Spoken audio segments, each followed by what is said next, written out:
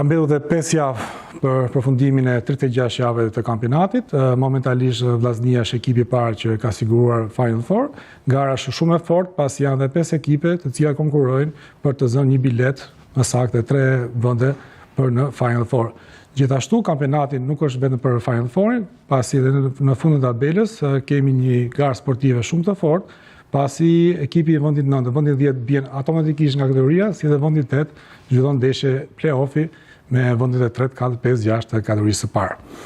Mund të them që ky është viti i tretë i Final Four, ndryshe nga 2 sezone të përparshme, këtë vit kemi ndryshim të rregullit të Final Four, ku pas 36 javëve të 4 ekipet marrin pjesë në Final Four me pikët e përgjysmuar, duke marrë dhe vlerën më të vogël. Datat tashmë janë të përcaktuara, pasi ndeshja e parë do të zhvillohet më datën 16 maj, që do të zhvillohet ndeshja e vendit parë me vendin e 4, ndërsa më datë 17 maj vendi i dytë me vendin e 3, pa ashtu dhe 4 ndeshjet e tjera, të cilat janë përcaktuar tashmë që do zhvillohen më datë 23, 24, 29 dhe 31 të muajit maj,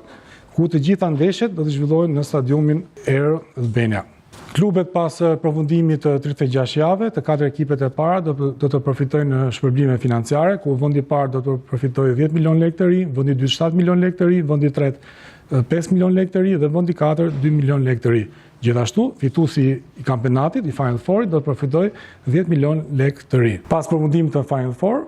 të 10 ekipet do të marrin përsëri të ardhura, të cilat do të vinë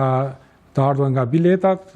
sponsorat, reklamat, të cilët do shpërndahen nga vendi 5 deri në vendin 10 sipas renditës, gjithashtu edhe për 4 vende para, të cilët do përfundojnë Final Four.